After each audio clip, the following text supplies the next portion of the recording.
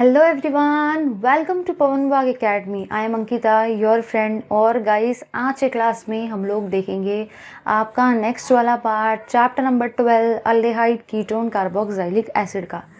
तो लास्ट वाले क्लासेस में हम लोगों ने बहुत सारी चीज़ें डिस्कस की थी। एक चीज़ हम लोगों ने डिस्कस की थी कि कैसे हम लोग प्रिपेयर करेंगे अल्डेहाइड को और कीटोन को। फिर हम लोगों ने देखा कैसे हम लोग प्रिपेयर करेंगे कार्बोक्सिलिक एसिड को। और कार्बोक्सिलिक एसिड के ऑलमोस्ट हम लोगों ने सारे प्रिपरेशंस देख लिए थे। सिर्फ लास्ट का एक प्रिपरेशन रह गया था, वो भी टाइम की कंसिस्टेंसी की वजह से। तो आई थिंक कि मैं ऐसा बोल सकती हूँ कि हम लोगों ने कार्बोक्सिलिक एसिड के सारे प्रिपरेशंस डिस्कस कर लिए। ठीक है, तो अब हम लोग मूव करते हैं अपने लास्ट वाले प्रिपरेशन ऑफ कार्बोक्सिलिक एसिड की तरफ, और वो है फ्रॉम ड्राई आइस। ठीक है, चलिए देखते हैं हम लोग लास्ट वाला पार्ट आपका कार्बोक्सिलिक एसिड के प्रिपरेशन का। तो प्रिपरेशन ऑफ कार्बोक्सिलिक एसिड जो है, प्रिपरेशन ऑफ कार्बोक्सिलिक एसिड, ये हम लोगों ने डिस्कस किया है। बहुत सारी चीज़ें डिस्कस की, क्यूमीन से, टोलिन से। इसके अलावा हम लोगों ने जो भी आपका फिनिल स्टाइरिन है, फिनिलिथिन है, स्टाइरिन है, साइक्लोहेक्सिन है, सबसे हम लोगों ने कार्बोक्सिलिक एसिड बनाना देखा। वो भी कौन से क्लासेस में? लास्ट वाली क्लास में। तो आज के क्लास में हम लोग उसी कंटिन्यूशन में देख रहे हैं आपका preparation of carboxylic acid from dry ice. ये बड़ी काम की चीज़ है।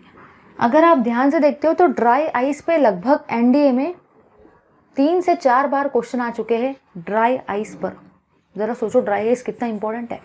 इसी के साथ साथ ड्राई आइस पर स्टेट बोर्ड में कम से कम 3 से 4 बार क्वेश्चंस आ चुके हैं। 2 मार्क के लिए आता है कि एक्सप्लेन कैसे आप लोग कार्बोक्सिलिक एसिड बनाएंगे ड्राई आइस से। मतलब कहना भाई मुझे ये है कि ड्राई आइस वाला पार्ट बड़ा इंपॉर्टेंट है। अब सुनो भाई, सोचो, सभी लोग सोच रहे होंगे कि ये इतना इंपॉर्टेंट कैसे क्या है। कार्बोक्सिलिक एसिड बनाने के तो बहुत सारे अलग अलग मेथड है, फिर ये ड्राई आइस वाला जो मेथड है ये इतना ज़्यादा इंपॉर्टेंट क्यों है? ये एनडीए में भी 3-4 बार आया, स्टेट बोर्ड में भी 3-4 बार आया 2 मार्क के लिए। कुछ तो होगा ना भाई उसमें खास। सुनो, सबसे इम्पॉर्टेंट चीज़ ये है, आधे से ज़्यादा पब्लिक को यही नहीं पता कि ड्राई आइस क्या होता है। अब आप लोग ये बताओ भाई, अगर आपको यही नहीं पता रहेगा कि ड्राई आइस क्या होता है, तो क्या आप सच में रिएक्शन कर पाएंगे? नहीं भाई। तो क्या आप सच में कार्बोक्सिलिक एसिड को बना पाएंगे? नहीं भाई, नहीं, बिल्कुल नहीं। मतलब कहना मुझे यहाँ पे ये है कि अगर आपको कार्बोक्सिलिक एसिड को बनाना है तो सबसे पहले तो आपको पता होना चाहिए भाई ड्राई आइस क्या है। चलिए देखते हैं इस पार्ट को।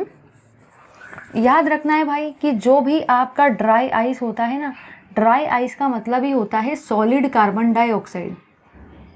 ड्राई आइस का मतलब ही क्या होता है? Solid carbon dioxide. इसी का मतलब होता है भाई सॉलिड CO2।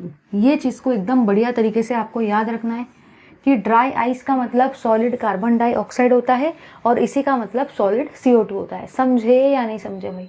ये है आपका ड्राई आइस।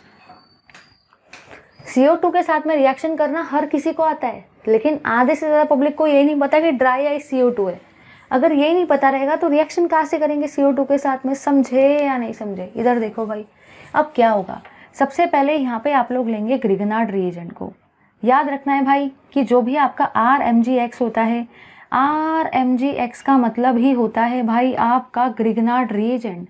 ठीक है, इसके अंदर में डालने वाले हो आप लोग सॉलिड CO2 को।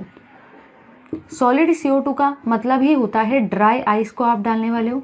ठीक है, इसको लिखेंगे भाई, ये है आपका CO2। अब ये CO2 को आप कैसे भी लिख सकते हो। ये CO2 को आप ऐसे भी लिख सकते हो।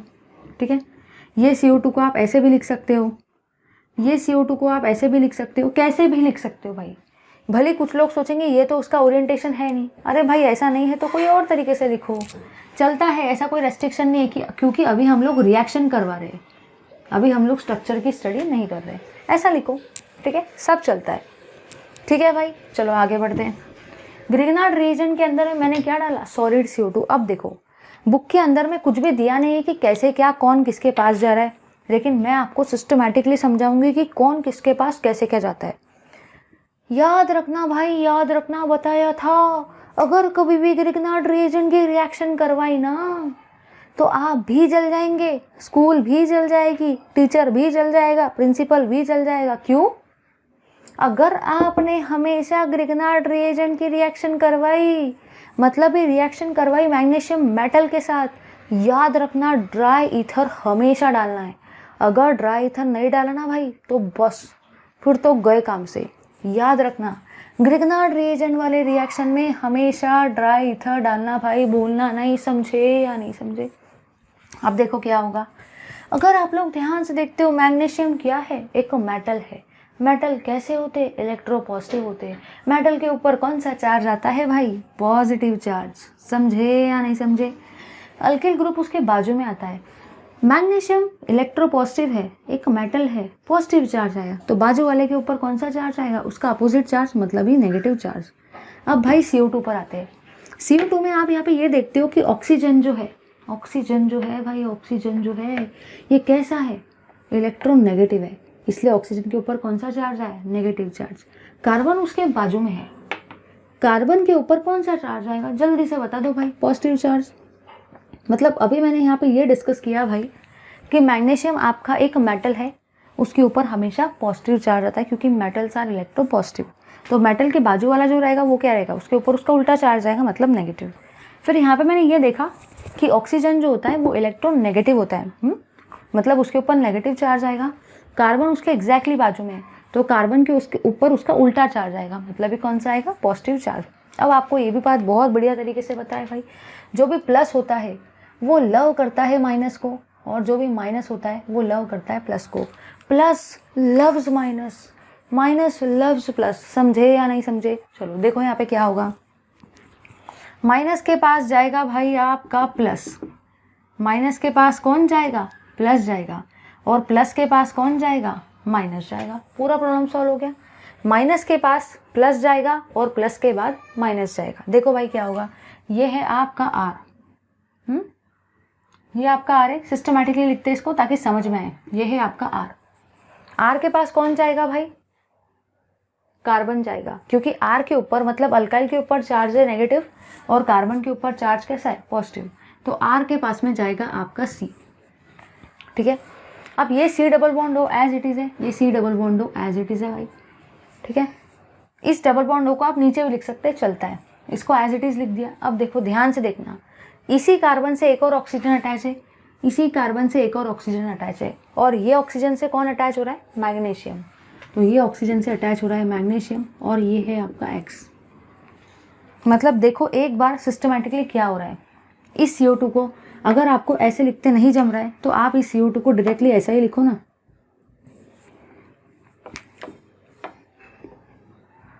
अब क्लियरली सब कुछ समझ में आ जाएगा, अब आपको सब कुछ समझ में आ जाएगा। मतलब देखो ध्यान से देखो क्या करना है, ये है आपका R, उसके ऊपर नेगेटिव चार्ज है, ये है आपका कार्बन, उसके ऊपर पॉजिटिव चार्ज है।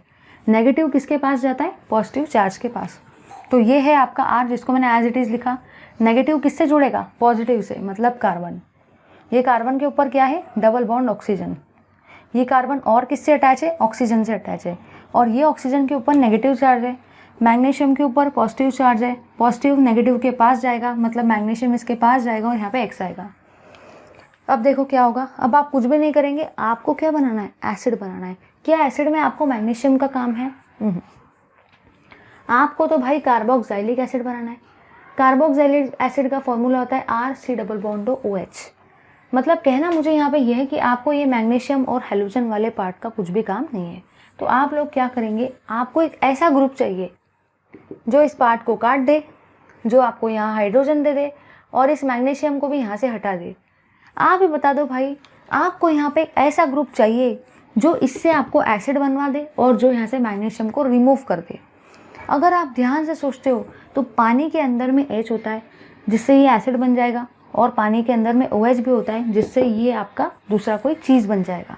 तो देखो यहाँ पे क्या होगा, इसी का मतलब आपने इसके अंदर पानी डाला, मतलब ही आपने इसका हाइड्रोलिसिस करवाया। तो ये बनेगा आपका R, ये बनेगा आपका C डबल बॉन्ड O, ये है आपका O और इसके पास जाएगा H, ये हुआ आपका एसिड।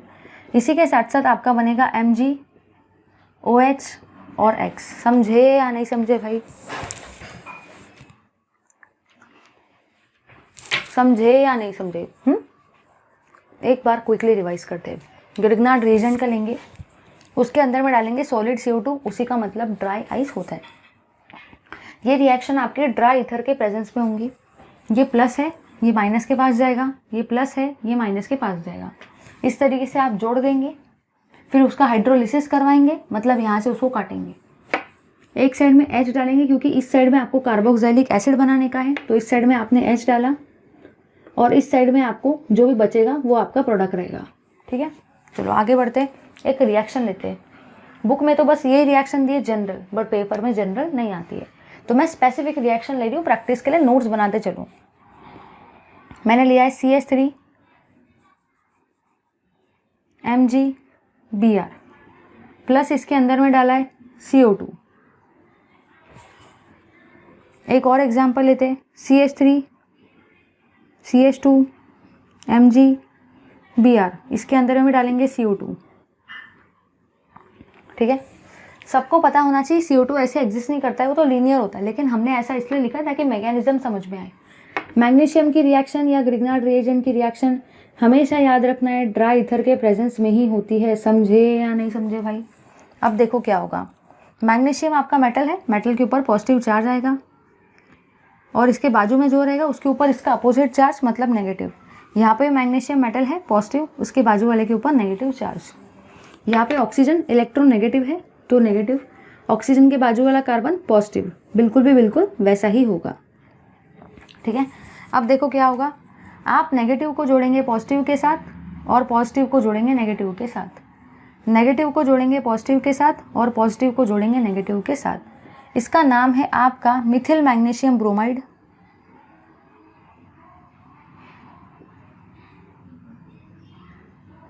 जो कि ग्रिग्नार्ड रिएजेंट है और इसका नाम है 2 कार्बन है, तो क्या हो जाएगा इथिल मैग्नीशियम ब्रोमाइड, क्योंकि इसमें 3 कार्बन है।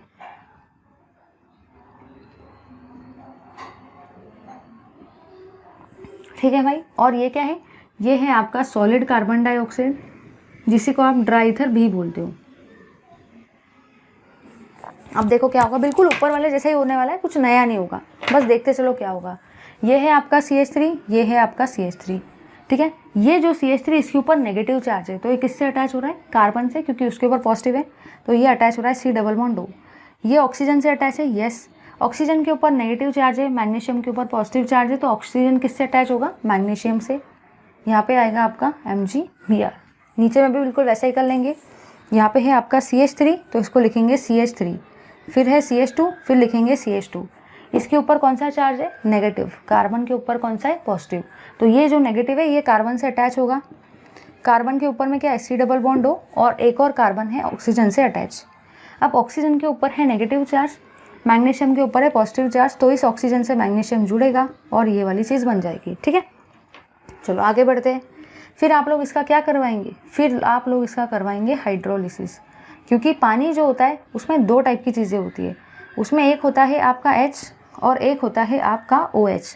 ठीक है भाई, अब देखो क्या होगा, इस पार्ट को आप लोग यहाँ से काटेंगे, इसको भी यहाँ से काटेंगे।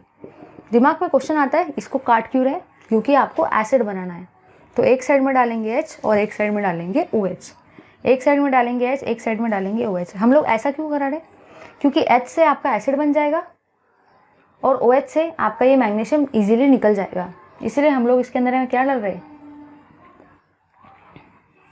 हम वाटर डाल रहे हैं। ठीक है, अब देखो यहाँ पे क्या होगा, ये है आपका CH3, ये है आपका C डबल बॉन्ड O, ये है आपका O और ये है आपका H। इसका नाम क्या है, एसिटिक एसिड। ठीक है, इसी के साथ में आपका एक साइड प्रोडक्ट यहाँ पे बनता है मैग्नीशियम Br और OH का। फिर अगर आप यहाँ पे देखते हो तो देखो यहाँ पे क्या बनेगा, यहाँ पे बनेगा आपका CH3, बस देख के बताते जाओ, ऐसा कुछ नहीं है, CH2 C double bond O OH। इसका जो नाम है, इसमें टोटल 3 कार्बन है, तो इसको आप क्या बोलेंगे, प्रोपेनोइक एसिड। इसी के साथ साथ इसमें आपका बनता है MgOH ठीक है, तो ये हुए आपके कुछ एग्जाम्पल्स जो बुक में नहीं दिए, जो मैं स्पेसिफिकली ले रही हूँ, क्योंकि पेपर में ये जनरल कभी नहीं आता है, पेपर में ये एग्जाम्पल्स में से क्वेश्चंस आपको देखने को मिलेंगे। यहाँ पे आपको एक सबसे खास बात जो याद रखनी है वो ये है कि अगर आपको मैंने पूछा explain how will you prepare acetic acid by using dry ice, तो आधे से ज़्यादा लोग तो ऐसे दंग में रह जाते हैं कि भाई मैं कैसे प्रिपेयर करूँगा। याद रखने का, अगर आपको एसिटिक एसिड बनाना है तो आप क्या लेंगे, मिथिल मैग्नीशियम ब्रोमाइड। अगर आपको प्रोपेनोइक एसिड लेना है तो आप लोग क्या लेंगे, इथिल मैग्नीशियम ब्रोमाइड। प्रैक्टिस करना पड़ेगा भाई, ले लो जल्दी से इस पार्ट का स्क्रीनशॉट। चलिए भाई, यहाँ पे आपके जो भी कार्बोक्सिलिक एसिड है, इसके सारे के सारे मेथड ऑफ प्रिपरेशन मतलब इसके फॉर्मेशन कंप्लीट होते हैं। अब हम लोग मूव करते हैं अपने आगे के पार्ट की तरफ। आगे का पार्ट जो है उसमें हम लोग देखेंगे सारे के सारे फिजिकल प्रॉपर्टीज़। लेकिन वो फिजिकल प्रॉपर्टीज़ को देखने से पहले एक बार हम लोग क्विकली फिजिकल प्रॉपर्टीज़ में जो जो कंसेप्ट आएंगे उसके चार्ट को देख लेते हैं। उसका रीज़न ये है कि अगर आप चार्ट पढ़ लेते हो और अगर आपको चार्ट का एक पर्टिकुलरली आइडिया मिल जाता है तो पढ़ना बहुत ज़्यादा ईजियर हो जाएगा और सारी चीज़ें समझना भी बहुत ज़्यादा ईजियर हो जाएगा। इसलिए सबसे पहले गाइस एक कम्प्लीटली बढ़िया सा चार्ट बना लेते हैं, बहुत ही मस्त रहेगा, एकदम प्रिसाइज है, जिससे एक आपको क्लियर कट आइडिया मिल जाएगा regarding all the physical properties of aldehyde, ketone, carboxylic acid. चलिए देखते हैं उस पर्टिकुलर चार्ट को फटाफट से। तो भाई अभी जो आपका चार्ट है वो है भाई आपका फिजिकल प्रॉपर्टीज़। फिजिकल प्रॉपर्टीज़ हम लोग डिस्कस कर रहे हैं।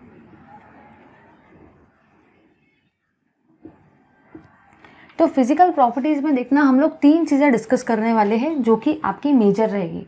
सबसे पहली चीज़ जो हम लोग डिस्कस करेंगे वो रहेगा आपका नेचर ऑफ इंटरमॉलिक्यूलर फोर्सेस।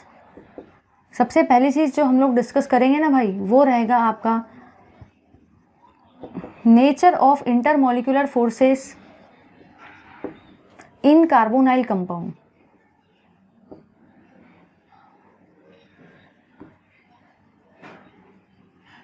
मतलब ये जो सबसे पहला पॉइंट फिजिकल प्रॉपर्टीज में हम लोग डिस्कस करेंगे वो रहेगा आपका nature of intermolecular forces in carbonyl compound, जिसमें आपका आएगा अल्डेहाइड, जिसमें आपका आएगा कीटोन और जिसमें आपका आएगा carboxylic acid.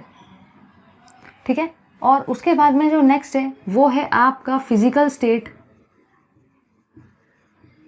Boiling point and solubility of aldehyde and ketone.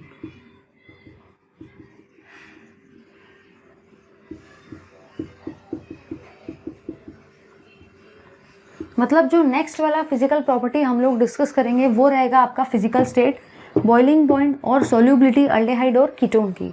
और जो थर्ड पार्ट है आपका उसमें हम लोग डिस्कस करेंगे physical state, boiling point and solubility of carboxylic acid.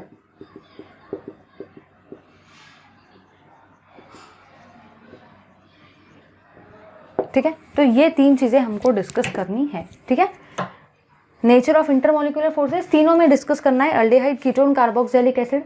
फिर physical state, boiling point, solubility aldehyde और कीटोन में डिस्कस करना है। फिर physical state, boiling point, solubility carboxylic acid में डिस्कस करना है। ये और ये थोड़े से वैरी करते हैं, इसलिए हम लोगों ने इनको डिफरेंट फॉर्म में लिखा है। तो ले लो भाई जल्दी से इस पार्ट का स्क्रीनशॉट, फिर ये सारी चीज़ों को डिस्कस करते हैं 1 बाय 1। चलिए भाई डिस्कस करते हैं अभी फर्स्ट वाले पार्ट को, जो कि है आपका nature of intermolecular forces in the carbonyl compound. चलिए डिस्कस करते हैं इस पार्ट को। नेचर ऑफ इंटरमॉलिक्यूलर फोर्सेस, ये है आपका सबसे पहला पार्ट जिसको अभी हम लोग डिस्कस कर रहे हैं। Nature of intermolecular forces in carbonyl compound.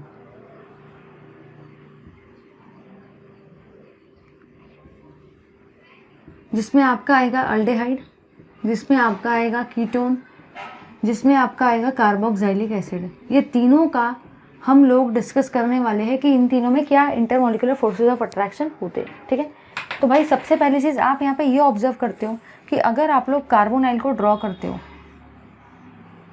तो ये है आपका कार्बोनाइल। ठीक है, यहाँ पे आपका अल्काइल ग्रुप आता है और यहाँ पे आपका H भी आ सकता है, यहाँ पे आपका OR भी आ सकता है। ठीक है, यहाँ पे आपका OH भी आ सकता है और यहाँ पे आपका R भी आ सकता है, कुछ भी आ सकता है। ठीक है, आप लोग यहाँ पे ये ऑब्जर्व करते हो कि जो भी आपका कार्बन ऑक्सीजन का बॉन्ड है, मतलब हम लोग ये कह सकते हैं कि जो भी आपका कार्बन ऑक्सीजन बॉन्ड है इन कार्बोनाइल ग्रुप, कार्बोनाइल ग्रुप में जो भी आपका कार्बन ऑक्सीजन का बॉन्ड है वो कैसे नेचर का है? इस पोलर कोवलेंट बॉन्ड, वो पोलर कोवलेंट बॉन्ड है। देखना भाई, ध्यान देना। सबसे पहली चीज़ तो ये है, सबको ये बात बहुत बढ़िया तरीके से पता है कि कार्बन और ऑक्सीजन का बॉन्ड कोवलेंट बॉन्ड है। सबको पता है बात कि कार्बन ऑक्सीजन का बॉन्ड कोवलेंट बॉन्ड है, लेकिन आपको साथ साथ ये भी बात यहाँ पे याद रखना है कि यहाँ पे जो पोलैरिटी डेवलप होती है, देखो कैसे, अगर आप लोग ध्यान देते हो ऑक्सीजन कैसा है, इलेक्ट्रोनेगेटिव है। ऑक्सीजन इलेक्ट्रोनेगेटिव है मतलब ऑक्सीजन के ऊपर में कौन सा चार्ज आएगा, ऑक्सीजन के ऊपर में आएगा आपका नेगेटिव चार्ज। अगर ऑक्सीजन के ऊपर में चार्ज आता है नेगेटिव, तो कार्बन के ऊपर में कौन सा चार्ज आएगा, उसका उल्टा चार्ज, मतलब ही पॉजिटिव चार्ज। तो बस आपको इतना ही याद रखना है भाई कि जो भी आपका ऑक्सीजन है उसके ऊपर में डेल्टा नेगेटिव चार्ज आएगा, क्योंकि वो इलेक्ट्रोनेगेटिव नेचर का है। ऑक्सीजन के बिल्कुल बाजू में है कार्बन। अगर ऑक्सीजन इलेक्ट्रोनेगेटिव है, अगर ऑक्सीजन के ऊपर डेल्टा नेगेटिव चार्ज आता है, तो कार्बन उसके एग्जैक्टली अपोजिट है। तो कार्बन के ऊपर कौन सा चार्ज आएगा, डेल्टा पॉजिटिव। ठीक है, तो फिर आपने क्या देखा कि भाई कार्बन ऑक्सीजन का जो आपका बॉन्ड था वो कोवलेंट तो था, लेकिन कोवलेंट के साथ साथ वो कैसा नेचर का है, वो पोलर नेचर का है, क्योंकि वहाँ पे दो पोल्स डेवलप हो रहे हैं। कार्बन के ऊपर डेवलप हो रहा है आपका पॉजिटिव पोल, ऑक्सीजन के ऊपर आपका डेवलप हो रहा है नेगेटिव पोल। मतलब हम लोग ये कह सकते हैं कि यहाँ पे आपके पोल्स डेवलप हो रहे हैं, इसलिए ये बॉन्ड कैसा है, पोलर कोवलेंट बॉन्ड। ठीक है, अब सेकेंड चीज़ की तरफ मूव करते हैं। सेकेंड पॉइंट आप लोगों ने यहाँ पे ये देखा भाई कि अगर आपने एक कार्बोनाइल को लिया और अगर आपने दूसरे कार्बोनाइल को लिया, आपने एक कार्बोनाइल को लिया और अभी आप दूसरे कार्बोनाइल को ले रहे हो, ठीक है, ध्यान से देखना, देखेंगे हम लोग। ये जो ऑक्सीजन है इलेक्ट्रोनेगेटिव है, मतलब इसके ऊपर कौन सा चार्ज आएगा, डेल्टा नेगेटिव चार्ज। ठीक है, ये जो कार्बन है इसके ऊपर कौन सा चार्ज आएगा, डेल्टा पॉजिटिव चार्ज। अब देखना भाई, यहाँ पे आप लोग ये ऑब्जर्व करते हो कि कार्बन और ऑक्सीजन के ऊपर अपोजिट चार्जेस है, मतलब यहाँ पे पोल्स डेवलप हो रहे हैं। ठीक है, इसलिए ये नेचर कैसा है बॉन्ड का, पोलर कोवलेंट बॉन्ड। लेकिन इसी के साथ साथ भाई आप लोग यहाँ पे जो ऑब्जर्व करते हो वो ये है कि ये जो मॉलिक्यूल है एक उल्टा एक सीधा ऐसे ओरिएंट हो रहे हैं जैसे कि माइनस के सामने आपका प्लस आ जाए और जैसे कि प्लस के सामने आपका माइनस आ जाए। मतलब आप लोगों ने भाई यहाँ पे ये ऑब्जर्व किया कि यहाँ पे दो मॉलिक्यूल्स जो है, टू जो मॉलिक्यूल्स है, दो molecules of carbonyl compound, two molecules of carbonyl compound shows dipole dipole interaction. Dipole dipole attraction भी बोल सकते हैं, डाइपोल डाइपोल इंटरैक्शन भी बोल सकते हैं। मतलब आपने यहाँ ये देखा भाई कि ये जो मॉलिक्यूल है इनके बीच में जो भी अट्रैक्शन आपको दिख रहा है इसका नाम है डाइपोल, डाइपोल अट्रैक्शन। ठीक है भाई, चलो एक बार क्विकली डिस्कस कर लेते हैं इस पॉइंट को। कहना मुझे ये है, जो सबसे इंपॉर्टेंट पार्ट है आपका वो है नेचर ऑफ इंटरमोलिकुलर फोर्सेस। इसमें हम लोग तीनों फंक्शनल ग्रुप का नेचर कैसे होता है वो हम लोग देखने वाले हैं। अगर आप ध्यान से देखते हो तो अगर यहाँ पे H आ गया तो उसका मतलब अल्डेहाइड रहेगा, अगर यहाँ पे R आ गया तो कीटोन रहेगा, अगर यहाँ पे OH आ गया तो एसिड रहेगा। आपने यहाँ ये देखा कि तीनों के तीनों फंक्शनल ग्रुप में कार्बन ऑक्सीजन का बॉन्ड आता है। ऑक्सीजन इलेक्ट्रोनेगेटिव है, कार्बन इलेक्ट्रो पॉजिटिव है। इसी का मतलब यहाँ पे एक पोलैरिटी डेवलप हो रही है, एक नेगेटिव पोल एक पॉजिटिव पोल, इसलिए बॉन्ड का नेचर कैसा है, पोलर कोवलेंट बॉन्ड। फिर आपने यहाँ ये देखा, ये एक मॉलिक्यूल हुआ। अब जो सेकंड मॉलिक्यूल है ना, पहले वो सीधा था फिर वो उल्टा हो गया। अब वो उल्टा क्यों हुआ, वो उल्टा इसलिए हुआ सो दैट नेगेटिव के सामने पॉजिटिव आ जाए और पॉजिटिव के सामने नेगेटिव आ जाए। इसलिए जो दूसरा मॉलिक्यूल था, पहले दोनों ऐसे थे, अब ये ऐसा ही है, दूसरा वाला मॉलिक्यूल ऐसा हो गया। कैसा हो गया, ऐसा, सो दैट नेगेटिव के सामने पॉजिटिव आ जाए और पॉजिटिव के सामने नेगेटिव आ जाए। ठीक है, अब इनके बीच में कुछ ना कुछ अट्रैक्शन होगा, क्योंकि माइनस लव करता है प्लस को और प्लस लव करता है माइनस को। तो ये जो अट्रैक्शन है ना, ये दो पोल्स के बीच में हो रहा है, नेगेटिव और पॉजिटिव पोल। ये जो अट्रैक्शन है ये भी दो पोल्स के बीच में हो रहा है, नेगेटिव और पॉजिटिव पोल। दो पोल मतलब ही डाइपोल, इसलिए ये अट्रैक्शन को आप लोग क्या बोलते हो, डाइपोल, डाइपोल अट्रैक्शन। यहाँ भी दो पोल है, यहाँ भी दो पोल है, तो डाइपोल का डाइपोल के साथ हो रहा है अट्रैक्शन, इसीलिए नाम क्या है, डाइपोल, डाइपोल अट्रैक्शन। समझे या नहीं समझे भाई, ले लो जल्दी से इस पार्ट का स्क्रीनशॉट। चलिए भाई, अब हम लोगों ने एज पर चार्ट फर्स्ट वाला पार्ट आपका देख लिया, जो कि था nature of intermolecular forces in carbonyl compound. अब हम लोग मूव करते हैं अपने नेक्स्ट पार्ट की तरफ, जो कि है physical state and boiling point of aldehyde ketone carboxylic acid. चलिए देखते हैं इस पार्ट को और सोल्युबिलिटी को इसी के साथ डिस्कस करेंगे। तो मूव करते हैं अपने नेक्स्ट पार्ट की तरफ एज पर चार्ट। चलिए भाई, तो नेक्स्ट पार्ट जो हम लोग डिस्कस कर रहे हैं वो है आपका physical properties of aldehyde and ketone, जिसमें हम लोग जो फर्स्ट प्रॉपर्टी डिस्कस करने वाले हैं वो है भाई आपका फिजिकल स्टेट, कि फिजिकल स्टेट कैसे रहेगा इसको हम लोग डिस्कस करते हैं। ठीक है, तो एक बार क्विकली आ जाओ सारे के सारे पेज नंबर 265 पर, जिसमें हम लोग डिस्कस करेंगे physical state of aldehyde and ketones. ठीक है, इसमें आपको ये लिख रखा है page number 265 12.6.2, formaldehyde is a gas at room temperature. जो भी आपका फॉर्माल्डिहाइड होता है, फॉर्माल्डिहाइड का मतलब जो भी आपका ये वाला पार्ट है H, इसी को आप फॉर्माल्डिहाइड बोलते हो, वो आपका रूम टेम्परेचर पे गैस होता है। ठीक है, और उसका काफ़ी इरिटेटिंग ओडर होता है। अब देखो भाई, ये फॉर्माल्डिहाइड है, इसका कैसा है, इसका ये गैस होता है। अब आप लोग ही सोचो, अगर कोई भी चीज़ गैशियस फॉर्म में रहेगी तो उसका आपको स्मेल जो है ना वो बहुत ज़्यादा आएगा, क्योंकि गैस जो होती है वो पूरे रूम में ऐसे घूमती फिरती है ना, मतलब उसका जो स्मेल है वो बहुत ज़्यादा होता है और बहुत ज़्यादा इरिटेटिंग स्मेल होता है उसका। ठीक है, अगर आपने लैब में काम किया होगा तो उसका स्मेल ज़रूर देखा होगा। फिर एक होता है आपका एसिटाल्डिहाइड। एसिटाल्डिहाइड मतलब ही ये वाली, ये है आपका फॉर्माल्डिहाइड। और अब हम लोग मूव कर रहे हैं एसिटाल्डिहाइड की तरफ।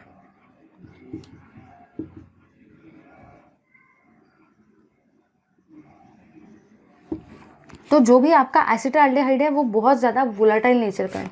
वोलाटाइल का मतलब ये होता है कि अगर आपने सपोज उसको लेटेस्ट से इस ग्लास के अंदर रखा, ठीक है, अगर सपोज चलो आपने इस ग्लास के अंदर पानी रखा, आप 3 घंटे के बाद आए तो इस ग्लास के अंदर पानी उतना ही रहेगा जितना आपने पहले रखा था। लेकिन अगर सपोज मैंने इस ग्लास के अंदर में एसिटाल्डिहाइड को रखा ना, तो पता है क्या होगा, 2 या 3 घंटे के बाद में ये पूरा का पूरा ग्लास खाली हो जाएगा। मतलब सोचो, आपका एसिटाल्डिहाइड पूरा का पूरा वेपराइज हो जाएगा। मतलब ये कहना मुझे ये है कि एसिटाल्डिहाइड जो है वो वोलाटाइल नेचर का है। अगर आपने उसको किसी बीकर के अंदर या किसी ग्लास के अंदर कुछ समय के लिए रखा, 1 या 2 घंटे के लिए, और अगर वो ढक्कन उसका खुला रखा तो कुछ समय के बाद पूरा वो गायब हो जाएगा। इतना खतरनाक वोलाटाइल नेचर का एसिटाल्डिहाइड आपका होता है। ठीक है भाई, फिर उसके बाद में लिखा है कि higher aldehydes have pleasant odour, उनका स्मेल काफ़ी अच्छा होता है। Acetone is a liquid at room temperature. अभी आप लोगों ने देखा होगा जो नेल पेंट रिमूवर होता है, मतलब जो आपका थिनर होता है, जो आप लोग नेल पेंट के अंदर डालते हो नेल पेंट को थिन करने के लिए, स्पेशली गर्ल्स, और जो नेल पेंट रिमूवर होता है, ठीक है, उसके अंदर में आपका स्पिरिट होता है, मतलब ही वो एक्चुअली आपका क्या है, एसीटोन है। ठीक है, तो जो एसीटोन होता है वो लिक्विड नेचर का है। नेल पेंट रिमूवर जो होता है वो भी लिक्विड नेचर का ही होता है भाई। ठीक है, नेल पेंट जो हम लोग जब नेल पेंट बहुत जाड़ा पड़ जाता है तो नेल पेंट को थिन करने के लिए उसमें क्या डालते हैं, थिनर डालते हैं। तो थिनर जो होता है वो भी आपका एसीटोन ही होता है। नेल पेंट रिमूवर जो होता है वो भी आपका एसीटोन ही होता है। वो कैसे नेचर का होता है, लिक्विड नेचर का। तो एसीटोन भी आपके लिक्विड नेचर का है। ठीक है, उसके बाद में increasing boiling point in the homologous series, वो हम लोग डिस्कस करेंगे। ठीक है, तो ये था भाई आपका सबसे पहला पार्ट जो कि था फिजिकल स्टेट। अब फिजिकल स्टेट के बाद में हम लोग मूव कर रहे हैं आपके बॉइलिंग पॉइंट पर। तो चलिए गाइस, ज़्यादा टाइम वेस्ट किए बिना डिस्कस करते हैं हम लोग boiling point of aldehyde and ketones.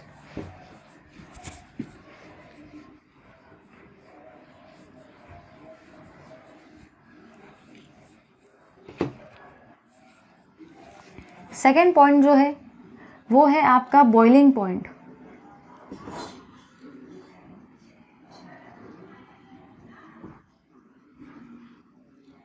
Boiling point of aldehyde and ketone.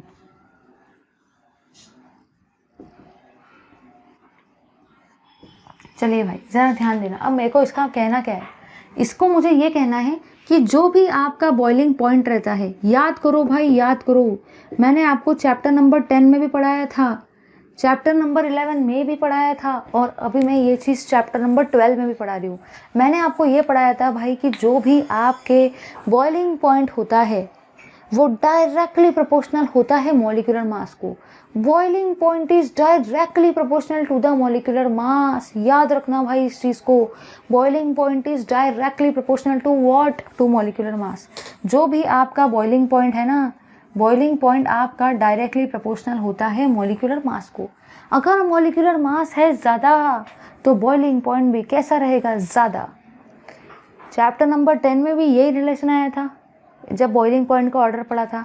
Chapter number 11 में भी यही रिलेशन आया था जब बॉइलिंग पॉइंट का ऑर्डर पड़ा था। अब चैप्टर नंबर 12 में भी यही रिलेशन आ रहा है। Boiling point is directly proportional to what? To molecular mass. अगर मॉलिक्यूलर मास का वैल्यू है ज़्यादा तो बॉइलिंग पॉइंट भी कैसा रहेगा? ज़्यादा। समझे या नहीं समझे? अब इधर आ जाओ भाई, इधर आ जाओ सारे के सारे। मॉलिक्यूलर मास का मतलब ही आप ऐसे भी बोल सकते हो नंबर ऑफ कार्बन एटम्स।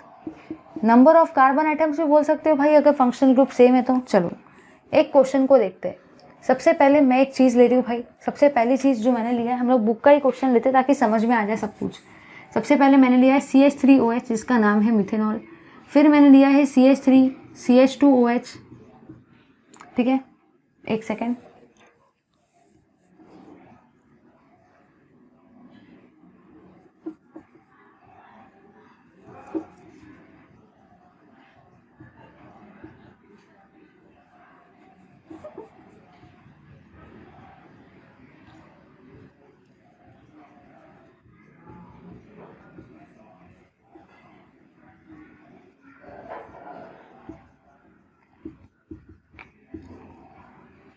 चलिए भाई, अब हमको बताना है बॉइलिंग पॉइंट का ऑर्डर। ध्यान से देखना, ध्यान से।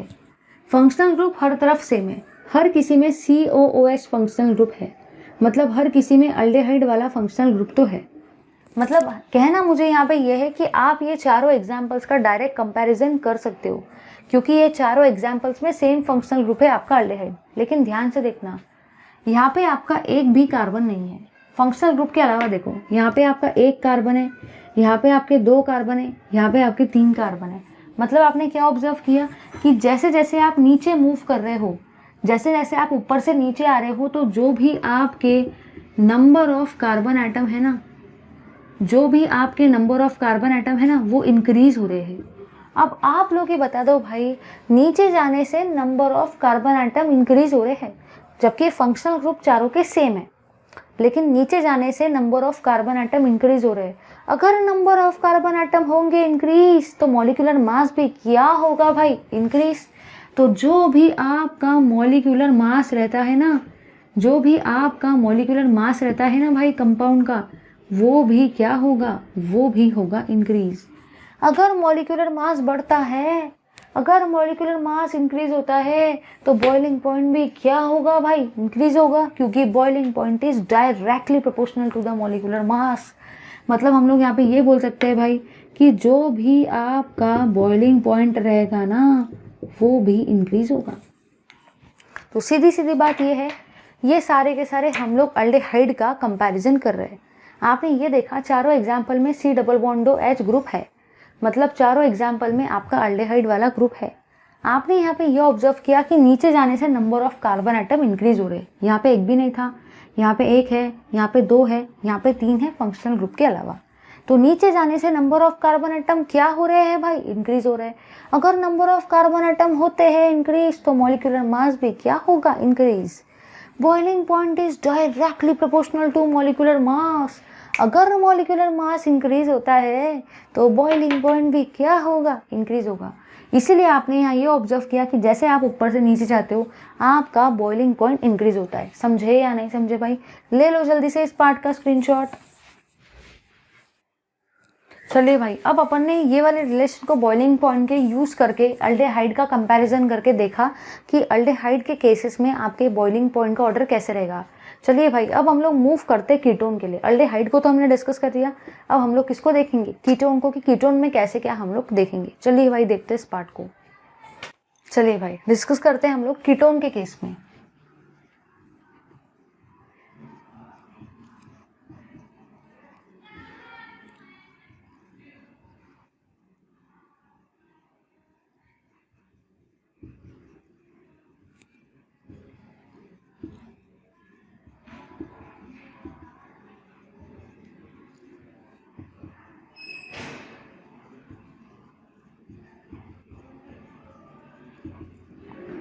चलिए भाई, ज़रा ध्यान देना इधर, बस इधर देखो। आपने यहाँ क्या ऑब्जर्व किया कि सभी केस में आपका C डबल बॉन्ड O वाला ग्रुप है, मतलब सभी केस में चारों के चारों गिवन एग्जाम्पल में आपका फंक्शनल ग्रुप सेम है। चारों के चारों एग्जाम्पल में आपने यहाँ ये ऑब्जर्व किया कि हर एक पार्ट में C डबल बॉन्ड ऑक्सीजन है। मतलब भाई आपने यहाँ पे ये देखा कि चारों के चारों एग्जाम्पल में आपको कार्बन डबल बॉन्ड ऑक्सीजन देखने को मिल रहा है। समझे या नहीं समझे? चारों बॉन्ड में आपका कीटोन वाला ग्रुप है। अब देखो भाई यहाँ पे देखना, आपने यहाँ क्या देखा, यहाँ पे टोटल कितने कार्बन है? 3 कार्बन। नीचे में कितने कार्बन है? 4 कार्बन। उसके नीचे में कितने कार्बन है? 5 कार्बन। 5 है या 6 है? 5। इसके नीचे में कितने कार्बन है? 3 4 5 6 कार्बन। तो आपने यहाँ ये देखा भाई कि जैसे जैसे आप टॉप टू बॉटम जा रहे हो, आपके जो भी नंबर ऑफ कार्बन एटम्स है, जो भी आपके नंबर ऑफ कार्बन एटम है, वो क्या हो रहे हैं? वो इंक्रीज हो रहे हैं। टॉप टू बॉटम जाने से नंबर ऑफ कार्बन एटम क्या हो रहे हैं? इंक्रीज हो रहे हैं। अगर नंबर ऑफ कार्बन एटम होते हैं इंक्रीज, तो जो भी आपका मॉलिक्यूलर मास रहेगा ना, वो भी क्या होगा भाई? इंक्रीज। अगर मॉलिक्यूलर मास इंक्रीज होता है तो बॉइलिंग पॉइंट भी क्या होगा? इंक्रीज होगा। बॉइलिंग पॉइंट भी क्या होगा? इंक्रीज होगा। क्यों भाई, क्यों होगा? क्योंकि boiling point is directly proportional to the molecular mass. चारों केसेस में फंक्शनल ग्रुप कीटोन है, C डबल बॉन्ड O, इसलिए हम लोग डायरेक्टली कार्बन एटम को देख के कंपैरिजन कर सकते हैं। ठीक है, ले लो भाई जल्दी से इस पार्ट का भी स्क्रीनशॉट। चलिए भाई, अब हम लोगों ने सेकेंड पॉइंट तो डिस्कस कर लिया अल्डेहाइड और कीटोन का। अब हम लोग मूव कर रहे हैं अपने थर्ड पॉइंट की तरफ, अल्डेहाइड एंड कीटोन के। ठीक है, चलिए भाई थर्ड पॉइंट को डिस्कस करते हैं। थर्ड पॉइंट जो है आपका वो है solubility of aldehyde and ketone. Solubility in water of aldehyde and ketone, कि अल्डेहाइड और कीटोन जो है क्या वो पानी के अंदर सोल्यूबल रहेंगे या पानी के अंदर सोल्यूबल नहीं रहेंगे, उस चीज़ को थोड़ा अभी हम लोग डिस्कस करें। थोड़ा ध्यान देना भाई, सीधी सीधी बात, अल्डेहाइड और कीटोन पानी के अंदर तभी सोल्यूबल रहेंगे जब वो पानी के साथ कौन सा बॉन्ड बनाएंगे भाई? Hydrogen bond. याद रखने का भाई, अल्डेहाइड और कीटोन जो है वो पानी के अंदर तभी सोल्यूबल होंगे जब वो पानी के साथ में क्या बनाएंगे? Hydrogen bond. अगर उन्होंने बॉन्डिंग ही नहीं की भाई, तो वो उसके अंदर में कहाँ से सोल्यूबल होंगे? सपोज अल्डेहाइड और कीटोन पानी के अंदर में गए, लेट अस से ये है आपका पानी, ठीक है, और ये है आपका अल्डेहाइड वाला ग्रुप और ये है आपका कीटोन वाला ग्रुप। तो पता है क्या होगा? पानी इनको बोलेगा भाई अगर तुझे मेरे अंदर में आना है और अगर तुझे मेरे अंदर में सोल्यूबल हो जाना है, अल्डेहाइड को बोलेगा भाई वो, और कीटोन को बोलेगा पानी, भाई अगर तुम दोनों को मेरे अंदर में आना है, अगर तुम दोनों को मेरे अंदर में सोल्यूबल होना है, तो पहले तुम दोनों को, मतलब ये अल्डेहाइड को और कीटोन को, मेरे साथ में एक फ्रेंडशिप का बॉन्ड बनाना पड़ेगा। मतलब ये मेरे साथ में हाइड्रोजन बॉन्ड बनाना पड़ेगा, तभी जाके मैं तुम दोनों को अपने अंदर में सोल्यूबल होने दूंगा। मतलब पानी ने इनको ये कहा कि अल्डेहाइड और कीटोन तुम दोनों मेरे अंदर में सोल्यूबल तभी हो सकते हो जब तुम दोनों मेरे साथ क्या बनाएंगे? Hydrogen bonding. मतलब सीधी सीधी बात यह है कि कभी भी अगर किसी भी चैप्टर में आपको सोल्यूबिलिटी आ गया तो बस इतना याद रखना कि सोल्यूबिलिटी पानी के अंदर में तभी होती है जब वो पानी के साथ में क्या बनाते हैं? Hydrogen bonding. चलिए भाई पढ़ते हैं इस टॉपिक को। अब आपने यहाँ पे ये देखा भाई कि जो भी आपका अल्डेहाइड एंड कीटोन रहता है, जो भी आपके अल्डेहाइड एंड कीटोन रहते हैं, कंटेन्स कार्बोनाइल ग्रुप। अल्डेहाइड और कीटोन में आपका कार्बोनाइल ग्रुप होता है, ठीक है। फिर आप यहाँ पे ये ऑब्जर्व करते हो भाई कि जो भी आपका कार्बोनाइल ग्रुप है, कार्बोनाइल ग्रुप में जो भी आपका ऑक्सीजन होता है उसके ऊपर में नेगेटिव चार्ज होता है। मतलब यहाँ पे आप लोगों ने ये देखा भाई कि इन carbonyl group oxygen atom present forms hydrogen bonding with water।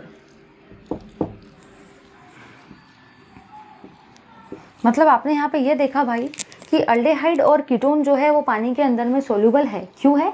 क्योंकि अल्डेहाइड और कीटोन जो है वो पानी के साथ में हाइड्रोजन बॉन्डिंग को बनाते हैं। तो मैंने वही वाली चीज़ लिखी कि अल्डेहाइड और कीटोन में कार्बोनाइल ग्रुप होता है और कार्बोनाइल ग्रुप में आपका ऑक्सीजन एटम होता है। अब देखना यहाँ पे क्या होगा, ठीक है, ध्यान से देखना क्या होगा। ये मैंने लिया है कार्बोनाइल ग्रुप, ये है भाई आपका कार्बोनाइल ग्रुप, ठीक है। कैसे भी लिख सकते हैं, ऐसा नहीं कि ऐसा ही लिखना है, मैंने ऐसा लिखा तो कैसे भी लिख सकते हैं। यहाँ पे आपका R भी हो सकता है, मतलब कीटोन भी हो सकता है, यहाँ पे आपका H भी हो सकता है, ठीक है। ये है कार्बोनाइल ग्रुप। इस कार्बोनाइल ग्रुप में जैसे कि अभी हम लोगों ने देखा, कार्बन के ऊपर में और ऑक्सीजन के ऊपर में हमको चार्ज देना है। ऑक्सीजन के ऊपर में आपका चार्ज रहता है नेगेटिव चार्ज, और कार्बन के ऊपर में आपका कौन सा चार्ज रहता है भाई, पॉजिटिव चार्ज। ठीक है, अब देखो क्या होगा, यहाँ से आपका आएगा पानी, यहाँ से आपका क्या आया भाई, यहाँ से आपका जो आया ना वो है पानी। पानी में क्या होगा, ऑक्सीजन के ऊपर में ऑफकोर्स नेगेटिव चार्ज आएगा और पानी के हाइड्रोजन के ऊपर में पॉजिटिव चार्ज आएगा। तो ये जो ऑक्सीजन और हाइड्रोजन है इनके बीच में जो बॉन्ड बनेगा ना भाई, ये रहता है आपका हाइड्रोजन बॉन्डिंग। मतलब अगर आपको सॉल्युबिलिटी पूछी जाती है अल्डिहाइड और कीटोन की पानी के अंदर में, तो आपको बस इतना बताना है कि अल्डिहाइड और कीटोन पानी के अंदर में तभी सॉल्युबल रहेंगे अगर वो पानी के साथ में क्या बनाएंगे, हाइड्रोजन बॉन्डिंग को। सेकेंड पॉइंट ये है कि जब आप इस कंसेप्ट को एक्सप्लेन करेंगे तो आपको यहाँ पे डायग्राम भी देना है, अदरवाइज डायग्राम के बिना आपका काम नहीं हो सकता। ठीक है, ऑक्सीजन ऑफ अल्डिहाइड, कीटोन में का जो भी कार्बोनिल ग्रुप है उसमें का ऑक्सीजन और पानी में का हाइड्रोजन क्या बनाते हैं, हाइड्रोजन बॉन्डिंग। इस तरीके से आपके लोअर अल्डिहाइड और लोअर कीटोन्स, मतलब ऐसे अल्डिहाइड जिनमें कम कार्बन एटम होते हैं, ऐसे कीटोन जिनमें कम नंबर ऑफ कार्बन एटम होते हैं, आप उनको लोअर अल्डिहाइड और लोअर कीटोन्स बोलते हो। वो पानी के अंदर में बहुत ज़्यादा सोल्यूबल होता है, ये ऑब्जर्व हुआ है। ठीक है भाई, तो ले लो इस पार्ट का स्क्रीनशॉट। यहाँ पे आपकी सारी प्रॉपर्टीज़ जो है अल्डिहाइड और कीटोन की वो कंप्लीट होती है, जिसमें हम लोगों ने देखा फिजिकल स्टेट, बॉइलिंग पॉइंट और solubility in water of aldehyde and ketone. अब अल्डिहाइड और कीटोन की physical state, physical boiling point, physical properties, solubility सब कंप्लीट हो गया। अब हम लोग यही तीनों पॉइंट डिस्कस करने वाले हैं कार्बोक्सिलिक एसिड के लिए, जो वैरी करते हैं, इसलिए हम लोग उसको अलग से पढ़ रहे हैं। तो चलिए भाई, अब हम लोग डिस्कस करेंगे physical state, boiling point, solubility in water of carboxylic acid. उससे पहले ले लो सारे के सारे इस पार्ट का स्क्रीनशॉट। चलिए भाई, अब हम लोग डिस्कस कर रहे हैं same similar properties carboxylic acid के लिए। चलिए देखते हैं हम लोग फिजिकल स्टेट मतलब भी फिजिकल प्रॉपर्टी पेज नंबर 265 पर जो दिया है राइट हैंड साइड में, उसको डिस्कस कर रहे हैं, क्योंकि हमें कुछ भी नहीं छोड़ना है भाई। लोअर एलिफेटिक कार्बोक्सिलिक एसिड जो होते हैं up to 9 carbon are colourless liquid. मतलब जो भी आपके कार्बोक्सिलिक एसिड है, मतलब ऐसे एसिड जिनमें COOH ग्रुप होता है, उसको आप कार्बोक्सिलिक एसिड बोलते हो।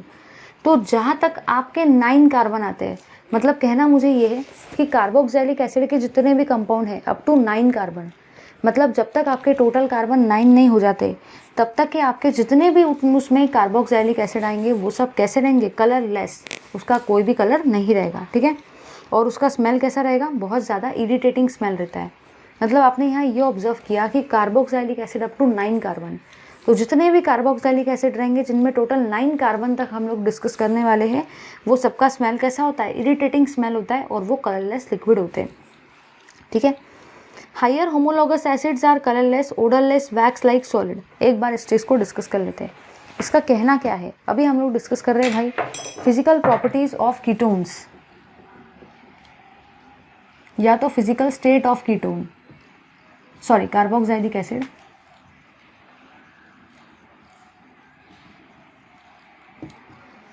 यहाँ पे ये बोल रखा है भाई कि अगर आप सबसे पहले लेते हो CH3 COOH, ठीक है, फिर आपने लिया CH3 CH2 C double बॉन्डो OH, ठीक है, इसमें टोटल कार्बन कितने हुए, 1 और 1 2।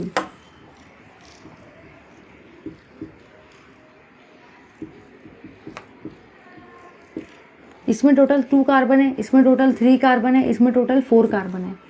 तो ऐसे आपके टोटल 9 कार्बन जब तक के आते हैं, टोटल 9 कार्बन्स, तो ये सारे के सारे एसिड को आप क्या बोलोगे, लोअर कार्बोक्सिलिक एसिड।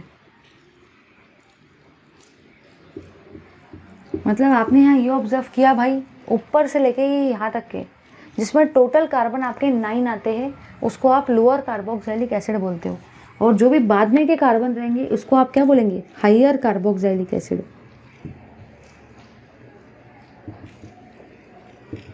मतलब आपने यहाँ ये ऑब्जर्व किया कि अगर टोटल कार्बन आइटम 9 रहे या 9 से कम रहे तो लोअर, और ये कलरलेस लिक्विड के फॉर्म में होंगे। अगर 9 कार्बन से बढ़ जाए कार्बोक्सिलिक एसिड के अंदर में, 9 कार्बन से ऊपर आ जाए, तो आप उसको क्या बोलेंगे, हायर कार्बोक्सिलिक एसिड, और वो सॉलिड वैक्स के फॉर्म में आपको देखने को मिलते हैं। ठीक है भाई, तो ये हुई आपकी एक प्रॉपर्टी। आगे पढ़ लेते हैं हम लोग, थोड़ा सा और है।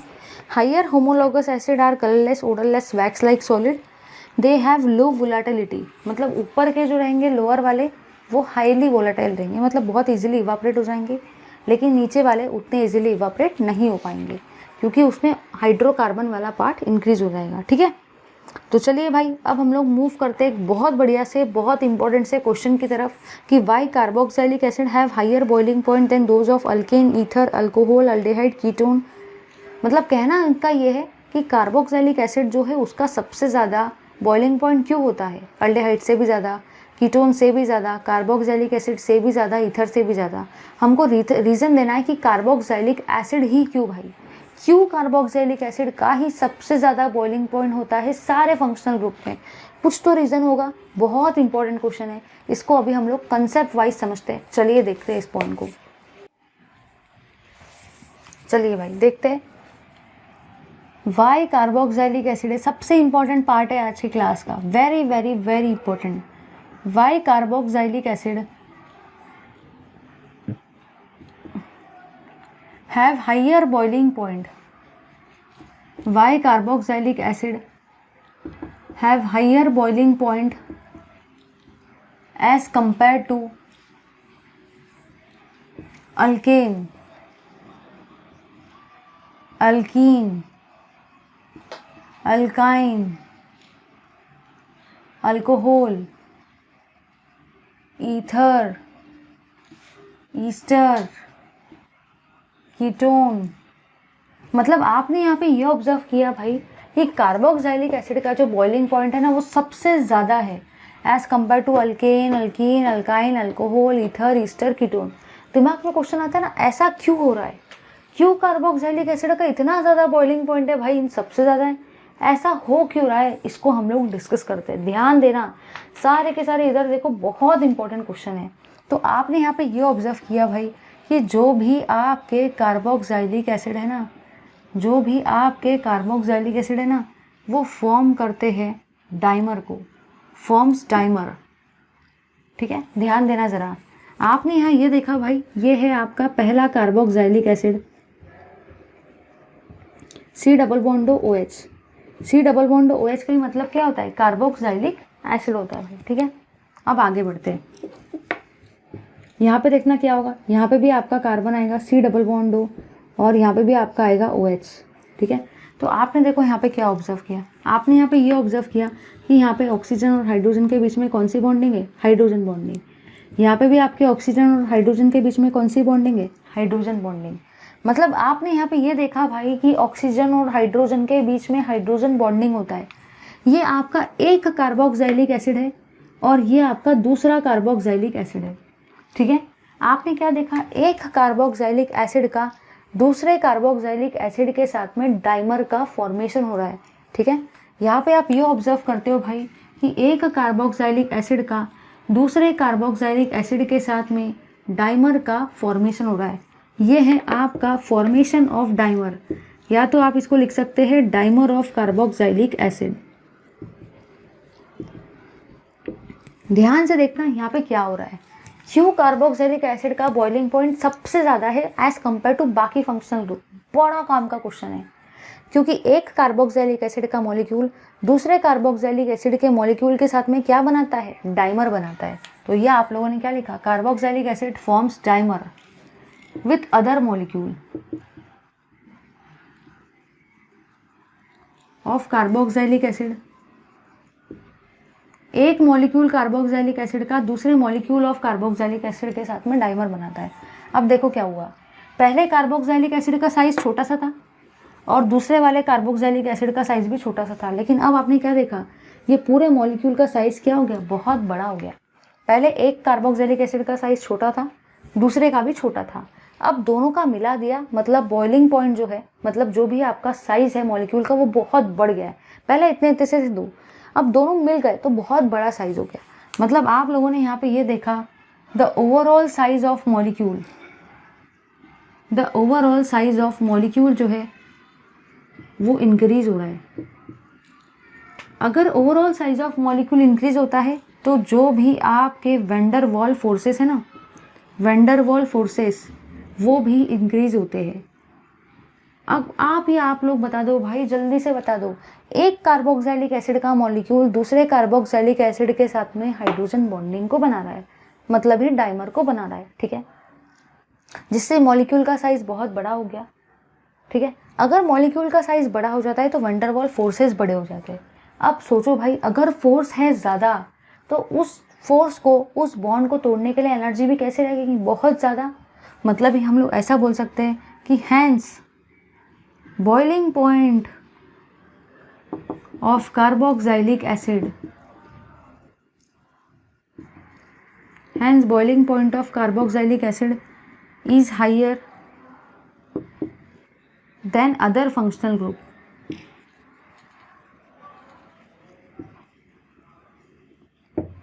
मतलब यहाँ पे आप ये ऑब्जर्व कर रहे हो भाई कि एक ने दूसरे के साथ में डाइमर बनाया, सबसे काम का रीज़न है डाइमर। साइज ऑफ मॉलिक्यूल बढ़ गया, वैन वाल फोर्सेस बढ़ गए, जिसकी वजह से जो भी आपका बॉइलिंग पॉइंट है वो भी इंक्रीज हो गया। अगर वंडर वॉल फोर्सेस बढ़ जाते हैं तो बॉन्ड स्ट्रांग हो जाएगा, फोर्स ज़्यादा हो गया ना, तो फोर्स को तोड़ने के लिए, बॉन्ड को तोड़ने के लिए एनर्जी ज़्यादा लगेगी, मतलब बॉइलिंग पॉइंट भी कैसा रहेगा, ज़्यादा। ठीक है भाई, जल्दी से ले लो इस पार्ट का स्क्रीनशॉट। चलिए भाई, अब हम लोग पढ़ रहे हैं boiling point of various functional groups. ये बात तो आपको बहुत बढ़िया तरीके से पता है कि जो भी बॉइलिंग पॉइंट होता है वो डायरेक्टली प्रोपोर्शनल होता है मॉलिक्यूलर मास को। मतलब अगर मॉलिक्यूलर मास का वैल्यू है ज़्यादा तो बॉइलिंग पॉइंट का वैल्यू भी कैसा रहेगा, ज़्यादा। लेकिन अगर फंक्शनल ग्रुप डिफरेंट आ गए, देखो भाई ये फॉर्मूला सबको पता है, boiling point is directly proportional to molecular mass. लेकिन ये फॉर्मूला आप कब देखते हो, जब सभी केसेस में फंक्शनल ग्रुप सेम हो, ठीक है। बट यहाँ पे आपने क्या ऑब्जर्व किया कि सभी केसेस में फंक्शनल ग्रुप ही डिफरेंट है, और अगर फंक्शनल ग्रुप डिफरेंट है तो आप ये वाला फॉर्मूला यूज़ नहीं कर सकते। Molecular mass is directly, boiling point is directly proportional to molecular mass. मतलब boiling point is directly proportional to molecular mass, आप ये वाला फॉर्मूला तभी यूज़ करेंगे जब सारे के सारे मॉलिक्यूल के अंदर में फंक्शनल ग्रुप सेम होंगे। बट अगर फंक्शनल ग्रुप चेंज हो गए तो आपको ये वाला ऑर्डर देखना पड़ेगा और इसके अकॉर्डिंगली ही देना पड़ेगा, ठीक है। आपने यहाँ ये देखा कि सभी का मॉलिक्यूलर मास जो है वो तो 60 ही है, लेकिन सभी के अंदर में फंक्शनल ग्रुप डिफरेंट है। यहाँ पे O है, यहाँ पे एल्डिहाइड है, यहाँ पे कीटोन है, यहाँ पे अल्कोहल है, यहाँ पे एसिड है, ये अल्केन है, हर जगह पे फंक्शनल ग्रुप डिफरेंट है। इसलिए आपको अब ऑर्डर को फॉलो करना है। सबसे ज़्यादा बॉइलिंग पॉइंट किसका रहता है, एसिड का। एसिड का बॉइलिंग पॉइंट सबसे ज़्यादा रहेगा। फिर आपके अल्कोहल का, ठीक है। सबसे ज़्यादा बॉइलिंग पॉइंट किसका है, सबसे ज़्यादा बॉइलिंग पॉइंट है आपके एसिड का। फिर अल्कोहल का थोड़ा कम है, फिर कीटोन का थोड़ा और कम है, फिर एल्डिहाइड का थोड़ा और कम है, फिर ईथर का थोड़ा और कम है, और फिर अल्केन का। मतलब आपने यहाँ ये देखा कि जैसे जैसे आप नीचे जाते हो अकॉर्डिंग टू अबव ऑर्डर, अगर आप लोग ऊपर वाले ऑर्डर को देखते हो according to above boiling point order, according to above boiling point order, आपने यहाँ पे ये ऑब्जर्व किया कि जैसे जैसे आप नीचे जा रहे हो वैसे वैसे आपका बॉइलिंग पॉइंट क्या हो रहा है, आपका जो भी बॉइलिंग पॉइंट है वो इंक्रीज हो रहा है। मतलब भाई आपने यहाँ पे ये ऑब्जर्व किया कि जैसे जैसे आप टॉप टू बॉटम जा रहे हो वैसे वैसे आपका जो बॉइलिंग पॉइंट है वो इंक्रीज हो रहा है। उसका रीज़न क्या है, क्योंकि यहाँ पे सभी मॉलिक्यूल्स में आपके फंक्शनल ग्रुप डिफरेंट है। अगर फंक्शनल ग्रुप सेम है तो आप देखेंगे boiling point is directly proportional to molecular mass. लेकिन अगर फंक्शनल ग्रुप डिफरेंट है तो आप प्रायोरिटी ऑर्डर के हिसाब से जज करेंगे और निकालेंगे बॉइलिंग पॉइंट का ऑर्डर। प्रायोरिटी ऑर्डर में कार्बोक्सिलिक एसिड का सबसे ज़्यादा है, इसलिए कार्बोक्सिलिक एसिड का बॉइलिंग पॉइंट सबसे ज़्यादा है। अल्केन का सबसे कम है, इसलिए अल्केन का सबसे कम है। समझे या नहीं समझे भाई? अब इस पार्ट का पहले स्क्रीनशॉट ले लो। चलिए भाई, अभी हम लोग डिस्कस कर रहे हैं आपका नेक्स्ट वाला पार्ट, जो कि एकदम शॉर्ट है, जो कि बहुत काम का, पेपर में बहुत बार आया। पेज नंबर 266 पर ये जो डू यू नो है ना ग्रीन कलर का, उसमें का जो भी आपका ये सेकंड वाला पॉइंट है वहाँ से 2 से 3 बार 1 मार्क का क्वेश्चन आया स्टेट बोर्ड में, इसलिए उसको छोड़ना मत। पहला पॉइंट ये कहता है, पेज नंबर 266 में ग्रीन बॉक्स देख रहे, do you know formaldehyde is available commercially as a solid polymer called as paraformaldehyde. मतलब अगर आप दुकान में जाते हो तो आप उसको फॉर्माल्डिहाइड नहीं मांगेंगे। अगर आपको फॉर्माल्डिहाइड परचेस करना है तो आप उसको क्या बोलेंगे, दे भाई दे मुझे पैराफॉर्माल्डिहाइड दे, ठीक है। पैराफॉर्माल्डिहाइड और ट्राइऑक्सिन, ठीक है। ये कन्वीनियंट केमिकल रिएक्शंस वगैरह बहुत सारी चीज़ों में हम लोग उसको यूज़ करते हैं। मतलब फॉर्माल्डिहाइड भी आपका एक्चुअली किससे बनता है, पैराफॉर्माल्डिहाइड से। ठीक है, एंड ट्रायोक्सिन। ये पॉइंट कुछ भी काम का नहीं है। पेज नंबर 266 के डू यू नो में जो सेकंड वाला पॉइंट है वहाँ पे 100% इंपॉर्टेंट मार्क करो, बहुत काम का है। Aqueous solution of formaldehyde gas is called as formalin. याद रखना है, फॉर्माल्डिहाइड के अंदर जब हम लोग पानी को डालते हैं, मतलब फॉर्माल्डिहाइड का जब हम लोग एक्वस सॉल्यूशन लेते हैं तो उसी को आप क्या बोलते हो, फॉर्मालीन। याद रखना है टर्म को। फॉर्माल्डिहाइड में अगर पानी को डालेंगे तो आपका क्या बनता है, फॉर्मालीन। ठीक है, मतलब ये एक्वस सॉल्यूशन ऑफ फॉर्माल्डिहाइड को ही आप लोग क्या बोलते हो, फॉर्मालीन। अब आप लोगों ने अगर 12th स्टैंडर्ड में आपका बायोलॉजी होगा तो अगर आप लोग सपोज लैब गए होंगे तो आपने देखा होगा कि वो बहुत सारे एनिमल्स रहते हैं, जैसे कि छिपकली है, उसको एक ट्यूब के अंदर में रखा जाता है और उसमें लिक्विड होता है। जैसे कि मिट्ठू जो है, मरा हुआ मिट्ठू जो होता है, डेड बॉडी जो रहती है मिट्ठू की, उसको भी प्रिजर्व करके रखा जाता है। एक ऐसा ये होता है ना, एक ऐसे एक बॉक्स होता है, इसमें मरा हुआ मतलब डेड जो मिट्ठू, जो डेड बॉडी है मिट्ठू की, डेड बॉडी है आपके छिपकली की मतलब लिजार्ड की, डेड बॉडी जो है कॉकरोच की, डेड बॉडी जो है आपके स्नेक्स की, अर्थवर्म की, वो इसके अंदर रखी जाती है। ठीक है, क्यों रखा जाता है, क्योंकि हम लोग बायोलॉजी की जब स्टडी करते तो हम लोग उसको देख के उसका क्रॉस सेक्शन वगैरह डिस्कस कर सकें। लेकिन आपने यहाँ ये भी देखा होगा बायोलॉजी लैब में, जब यहाँ पे जो भी डेड बॉडी रखी जाती है एनिमल्स की, वो एक सॉल्यूशन के अंदर में रखी जाती है। पता है ऐसा क्यों? ये जो सॉल्यूशन है, ये सॉल्यूशन का नाम होता है फॉर्मालिन। तो फॉर्मालिन का काम क्या होता है, एक्चुअली प्रिजर्व करना ये सारे के सारे एनिमल्स के डेड बॉडी को। फॉर्मालिन डालने से ये एनिमल्स की जो भी डेड बॉडी है ना, इनमें से स्मेल नहीं आता है, ख़राब स्मेल नहीं आता है। क्योंकि अगर डेड बॉडी रहती थी तो स्मेल बहुत ख़राब आता था, लेकिन फॉर्मालिन डालने से उसके अंदर में स्मेल ख़राब नहीं आता है, ऑडर अच्छा आता है। और सेकेंड थिंग ये है कि ये फॉर्मालिन डालने से ये बॉडी डिग्रेड नहीं होती है। तो आप लोगों ने देखा होगा किसी बॉडी को अगर रख दिया जाए, डेड बॉडी को, तो बहुत ख़तरनाक स्मेल आते रहता है, बहुत देर तक स्मेल आता है। और सेकेंड थिंग ये है कि वो जो है ना, वो पूरी तरह से इन्फेक्टेड हो जाती है, पूरी तरह से वो ये हो जाता है ना। तो वो डीके नहीं होना चाहिए, इन्फेक्टेड नहीं होना चाहिए, स्मेल ख़राब नहीं आना चाहिए, प्रिजर्व करके रखना है, तो हम लोग फॉर्मालिन का यूज़ करते हैं। और याद रखना ये फॉर्मालिन क्या है, एक्वस सॉल्यूशन ऑफ फॉर्माल्डिहाइड। ठीक है, यही दो काम के इंपॉर्टेंट पॉइंट है, बाकी तो सारे पॉइंट ऐसे ही है। ठीक है भाई, thank you very much for watching this video. Keep watching my videos, please do like, share, comment and subscribe to our channel. Thank you.